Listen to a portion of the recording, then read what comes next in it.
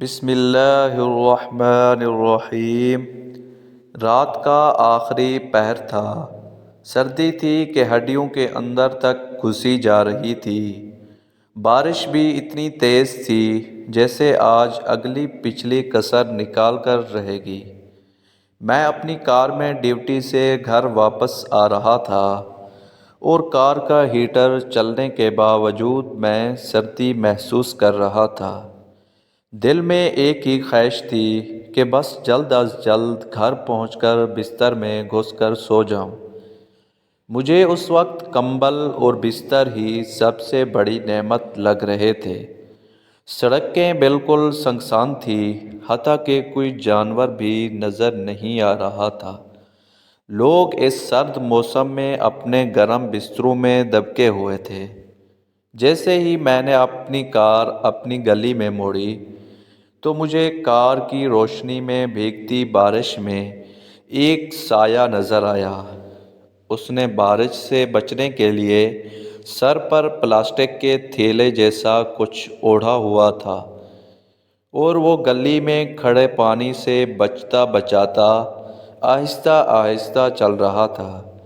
مجھے شدید حیرانی ہوئی کہ اس موسم میں بھی کوئی شخص اس وقت باہر نکل سکتا ہے، اور مجھے اس پر ترس آیا کہ پتہ نہیں کس مجبوری نے اسے اس طوفانی بارش میں باہر نکلنے پر مجبور کیا ہے۔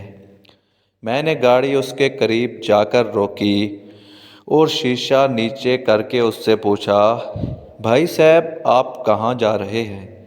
آئیے میں آپ کو چھوڑ دیتا ہوں۔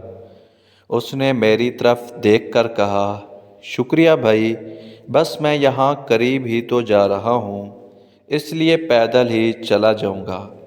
میں نے تجسس بھرے لہجے میں پوچھا، اس وقت آپ کہاں جا رہے ہیں؟ اس نے بڑی متانت سے جواب دیا، مسجد۔ میں نے حیرانی سے پوچھا، اس وقت مسجد میں کیا کرنے جا رہے ہیں؟ اس نے کہا کہ میں اس مسجد کا مؤذن ہوں اور فجر کی اذان دینے کے لیے مسجد میں جا رہا ہوں۔ یہ کہہ کر وہ اپنے راستے پر چل پڑا اور مجھے ایک نئی سوچ میں گم کر گیا۔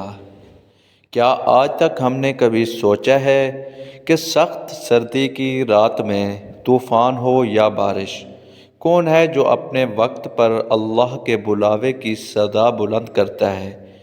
کون ہے جو ہمیں بتاتا ہے کہ نماز نیند سے بہتر ہے؟ کون ہے جو یہ اعلان کرتا ہے کہ آؤ نماز کی طرف، آؤ کامیابی کی طرف، اور اسے اس کامیابی کا کتنا یقین ہے کہ اسے اس فرض کے ادا کرنے سے نہ تو سردی روک سکتی ہے اور نہ ہی بارش۔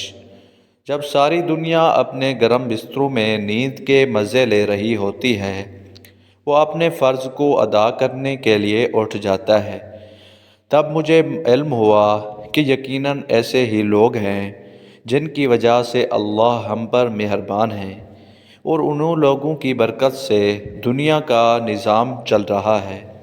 میرا دل چاہا کہ نیچے اتر کر اسے سلام کروں، لیکن وہ جا چکا تھا، اور تھوڑی دیر بعد جیسے ہی فضا اللہ اکبر کی صدا سے گونجی، میرے قدم بھی مسجد کی جانب اٹھ گئے۔ آج مجھے سردی میں مسجد کی طرف چلنا گرم بستر اور نیند سے بھی اچھا لگ رہا تھا۔